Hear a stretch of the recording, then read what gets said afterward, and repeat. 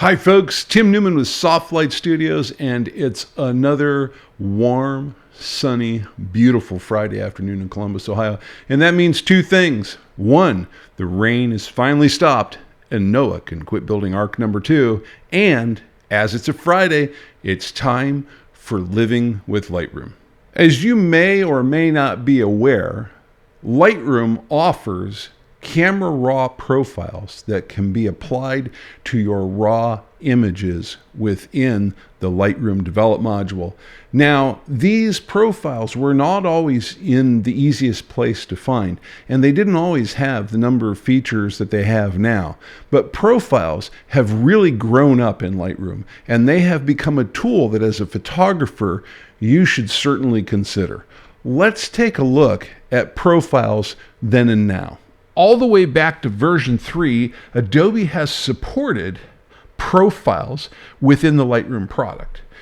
Unfortunately, these profiles were always tucked away in the camera calibration panel inside the Develop module. And very few Lightroom users use the camera calibration module, let alone know or knew that the profile option was available within that panel. So here we are in Lightroom, and this is an older version of Lightroom. We'll take a look at the About dialog box, and we can see that this version of Lightroom is from 2015, and it in fact is pointing to Camera Raw 10.1. So an older version indeed. Now, if we take this picture here, which we can note looking at the title bar, status bar down here, is a NEF file or a Nikon RAW file, and we go over to the Develop module and we open up the camera calibration panel, you will in fact see that the second choice down here is the profile for this picture. Now, by default, Adobe applied a profile called Adobe Standard to all of its raw images in the older versions of Lightroom. And then you'll notice that in addition to that Adobe Standard profile, there were a number of profiles here that are prefixed with the word camera, and these are profiles that match up with the profiles that would have been supported in this case, a Nikon camera. So these are color profiles, or you might see them referred to as styles, depending on the manufacturer, that were available within the camera itself. Now, if I were to come back out of the Develop module, we'll go back over to the Library module here real quickly, and I'll grab this next picture, make it active. You'll notice that this is a CR2 file. That's a Canon RAW file. We'll jump back into the Develop module and we will take a look at our profile options here. And you will notice that, of course, we still have Adobe Standard as a default profile here, but we now have different camera profiles available to us. And these are the profiles that would have been available in this Canon camera that shot this RAW file.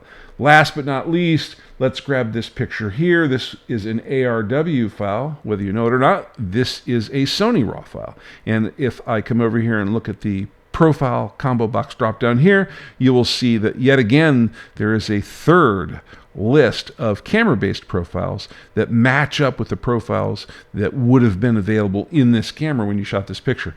And if you add in a Fuji camera or an Olympus camera or what have you, you're going to see all of these camera profiles change based on the raw file that Lightroom is looking at that moment in time. So here is our quick historical look backwards. Now let's jump forward and see that the change that Adobe put in place in the newer versions. In April of 2018, Adobe changed the profile landscape, and they took the profile features and moved them up in the Develop module to the basic control panel, essentially putting them front and center, because almost everybody uses the basic control panel within the Lightroom product. So here, if we look at the About dialog box for this version of Lightroom, we can see that in fact we are using the newest release of Lightroom and the newest version of Camera Raw. So we are completely up to date with what we are seeing here. And if we take this picture, for example, go to the Develop module, and you can see our basic control panel is open. We already have a profile right here assigned to this picture. Now, by default, the older pictures typically have Adobe Standard applied to them as their default profile. So this is what we would normally expect to see here. But as we move forward, Adobe is now replacing that standard profile with this Adobe color profile. And you can see if you switch between the two, there's our standard profile, and then you switch to the color profile, that the colors in the background there become just a little bit richer. So they have updated this profile and have really changed the processing model, that is the logic behind this profile. You will also notice that there are now some additional Adobe profiles available for you here. There is the Adobe Landscape profile, the Adobe Portrait profile, the Adobe Vivid profile, and an Adobe Monochrome profile. In general, there are 7 Adobe profiles that are available for you to use at any point in time. In addition to that, if we click on this little icon group right here to the right of the Adobe Profile combo box, you will see that we end up in a profile browser. We can see the 7 Adobe Raw profiles that I alluded to a moment ago, but we can also see that there are additional profile groups here, one for camera matching, those profiles that are specific to the type of raw file and camera that this picture was shot on, and then there are new groups of profiles down here, some called artistic, some called black and white, some called modern, and so on and so forth, ending up here with this vintage group. These are all additional profiles that you can apply to this picture. So I could say, well, I would like it to have this vintage look here or that vintage look there. And you can see the ways in which the colors and the tonality in the image are modified by selecting these new profiles. And I can, at random, move around in here and decide what profile I'd like to apply. I'm going to put this back to the Adobe color profile for now. Last but not least, and you don't see him here, and this is something we'll hold off until our second part in this series, there is a whole another set of groups that can be applied down here that are, in fact, third-party profiles that have been applied that have very specific looks and feels to them. So you have a whole new set of options and a way that profiles can be applied here in versions of Lightroom that are past the April 2018 release. So definitely they have significantly bumped up the feature set that's available here in this profile section of the basic control panel. While we are here in the develop module, let's just confirm one more thing that we saw in the previous version of Lightroom that we were looking at, and just make sure that in fact that is implemented in a similar way here. So right now we are looking at a Canon RAW file. If I wanted to look at other file formats here, I would just bring up my grid view. I would load up my metadata filter here, and you could see we have different cameras here. So that was taken on, well, that last picture we're looking at was on a Canon camera. Let's come up here and take a look at a Sony camera. We'll take this picture here, we saw this in the other video, and go to the develop module with it, and you will notice that if we look at the browser here, take us into the profile browser, that our camera matching set has completely changed what we saw in the previous picture. And last but not least, we go back to grid view one more time, and let's just take a look at a Nikon file. We'll take this picture, for example, take it into the develop module, and we will go into the profile browser here, and yet again you see a whole nother collection of camera matching profiles available here. So they have carried forward the camera matching profiles from the historical support for profiles, but they have moved them all into this camera matching group for each type of RAW file that you will run across here in the profile browser. Now that we know where to find these profiles in both the older and newer versions of Lightroom, let's step back for a minute and understand what these profiles bring to the picture. I hope you saw what I did there. Okay, seriously, whether you know it or not, every single RAW file, regardless of the manufacturer of the camera, must have a profile applied to it in order for the resulting image to visually make sense to both you and I. At the heart of this discussion lies the fact that the sensor in your camera and in all digital SLRs, is only capable at the pixel level of determining levels of light, otherwise referred to as luminosity. The notion of color only enters the equation by virtue of a filter that is layered over the top of your camera sensor known as the Bayer array. The Bayer array filter, in a repetitive collection of 4 pixels each, applies red, green, and blue filters to each of those pixels. Thus, the pixel residing underneath the red filter is only measuring luminosity levels in red light. And correspondingly, the pixels sitting underneath the green and blue filters are doing the same. It is this collection of data from each of those sets of 4 pixels that is being used to approximate the hue, saturation, and luminosity of each pixel location. And I say approximate because at best, what the profile is doing is it's extrapolating that information from a combination of the 4 pixels in that group and the combination of all of the 4 pixel groupings around it. It is the trends, if you will, that are seen between those groupings of 4 pixels each that determine the potential shifts in hue, saturation, and luminosity as we're looking at a region of pixels. And it's the profile's job to make those extrapolations. Now, a couple of things that we should look at in terms of profiles before we move back into Lightroom here is only one profile at a time can be applied to a raw image. And as we've said before, each raw image must have a profile applied to it. As we've seen, Adobe applies either the Adobe standard profile in older versions or the Adobe color profile in newer versions. Last but not least, the application of these profiles is considered by Lightroom to be a pre-editing step, meaning that the profile can be changed at any time and it will not have any impact on sliders that you have adjusted in any of the develop module panels. Thus, you can swap out profiles at will and try different looks, and your adjustment slider settings will be layered on top of what that profile brings to the resulting image. I hope that clears up what profiles are and how they are applied in Lightroom before we take a look at specific groupings of profiles that exist there and how some of these profiles were designed to be used by Adobe. Now that we have a little more refined understanding of what these profiles represent in relationship to the raw files that they're paired up with, let's take a little more in-depth look at 2 very specific groups of profiles that we see here within the profile browser.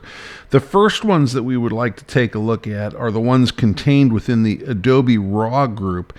These are the 7 fundamental raw profiles that are included for every raw image in Lightroom. And then we will spend a little bit of time looking at the camera matching profiles and how we should view those in terms of how we would like to potentially apply those to our images. Obviously, there's some additional groups of profiles down here in what we would call the creative area. And then, of course, there are the third-party add-in profiles that we will get to, but we'll take this group of the creative profiles and the third-party add-in profiles, and we'll discuss all of those in our Part 2 video. So as we look at the Adobe Raw group of profiles here, there are technically 6 new profiles that Adobe plans on supporting going forward, and the 7th profile that you see here is this Adobe Standard profile, which exists for backwards compatibility in images that you have already edited and you have already had this profile applied to that image. So what we'd like to do here is really take a look at each of these profiles and understand what Adobe's purpose was in putting these profiles in this group and making them available to us. So let's take a look at the 6 Adobe Raw Profiles that have been provided to us in these newer releases of Lightroom.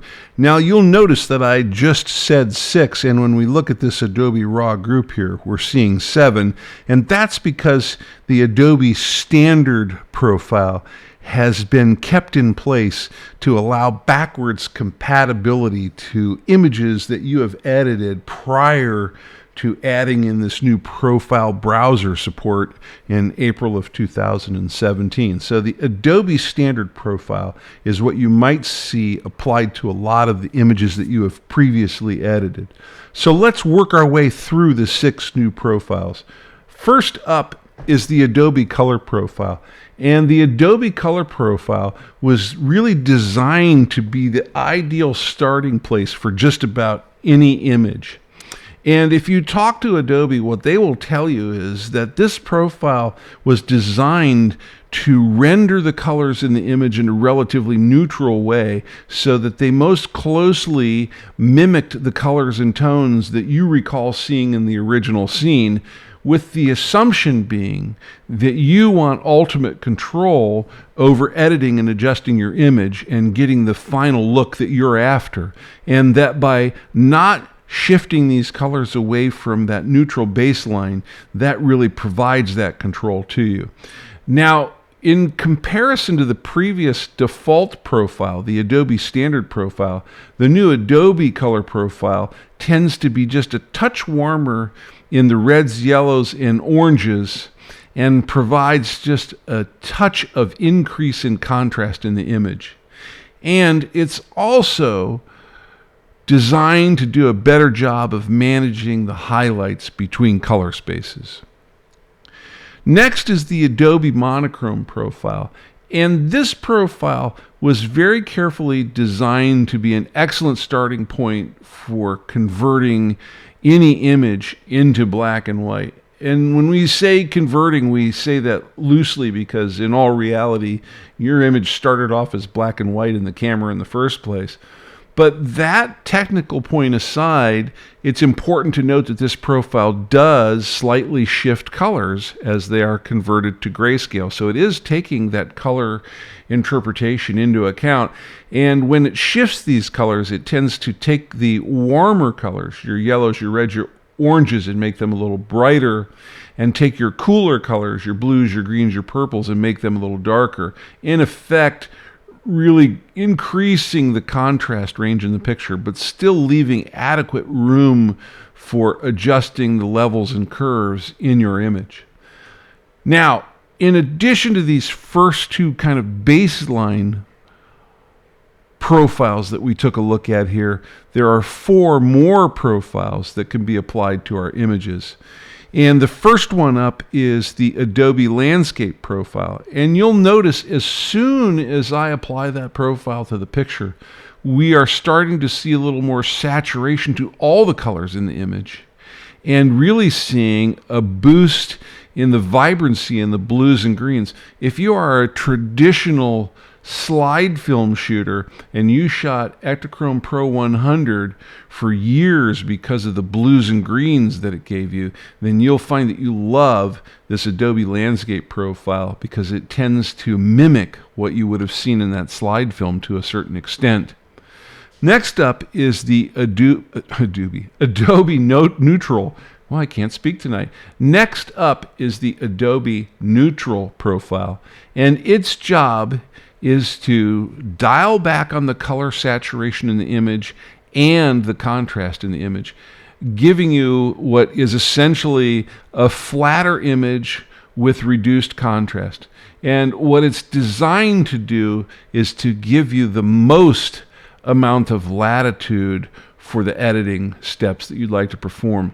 And this is really a great profile if you have an image that has very delicate colors and very subtle tonal gradients in it. And the images that come to mind immediately when I think of this profile are images with Southwest pastels in them, or your kind of Grand Canyon sunrise and sunset shots. This profile is just absolutely perfect for those.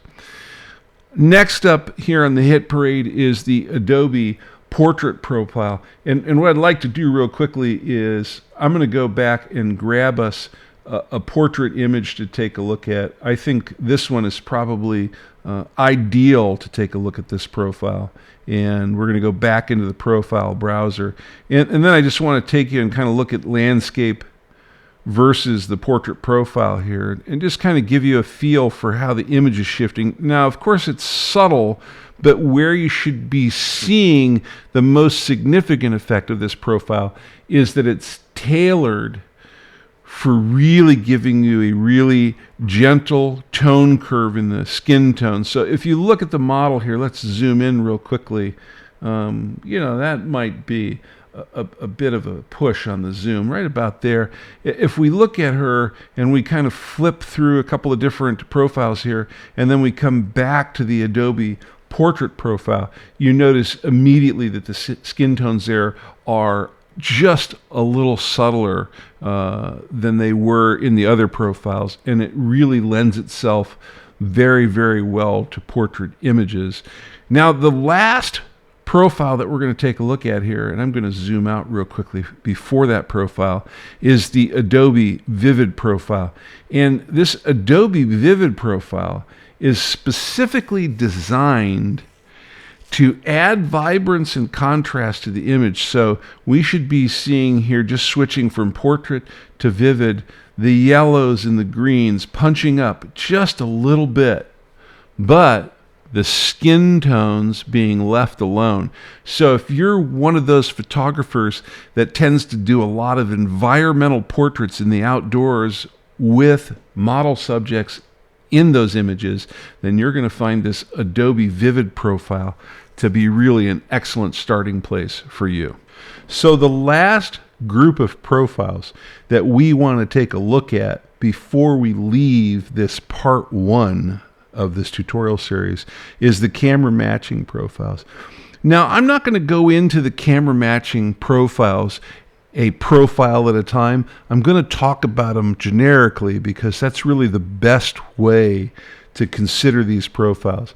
The camera matching profiles were designed to mimic the preset profiles or styles that you can find on the menu in your camera. And these profiles will differ depending upon which manufacturer's image you're looking at. So when you're looking at profiles, they will be specific to the raw file from the camera that it came out of. And these are designed to really match those presets as closely as possible so that you can take the raw file out of the camera and reapply the presets to those images and have them look the way that you would have expected them to look in the camera. Now, there's one that's really notable here that we want to point out, and that is the camera matching monochrome profiles, because they behave differently than the black and white and monochrome profiles that are either provided as raw profiles or potentially as black and white profiles in the creative profile section. And what they do that's different is they discard the color information from the file.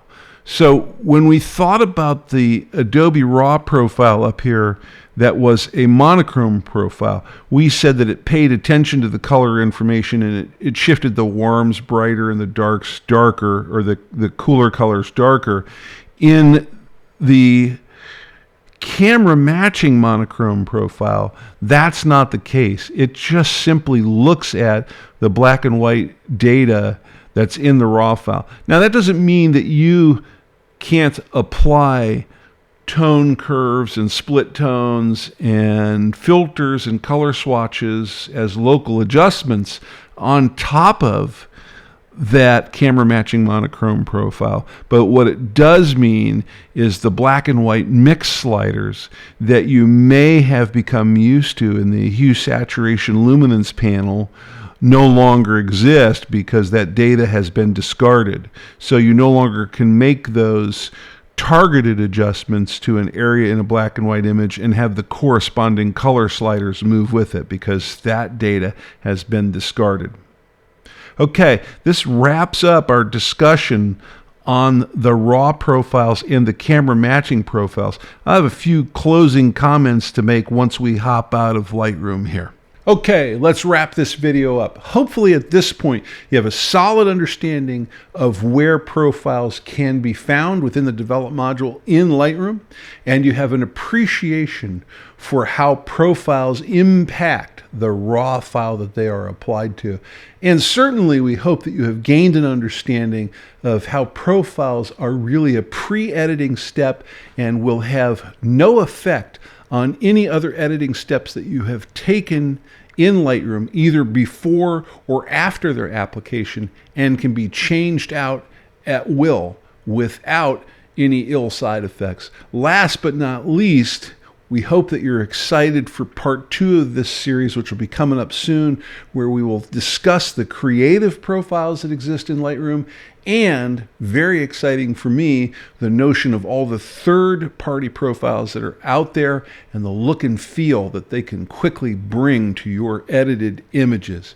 And as we always say, as a way of wrapping up our time together, don't forget to find that subscribe button down there below this video so you can keep track of what Softlight Studios is coming up with next.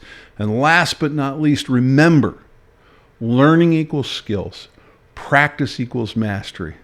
We'll see you out there.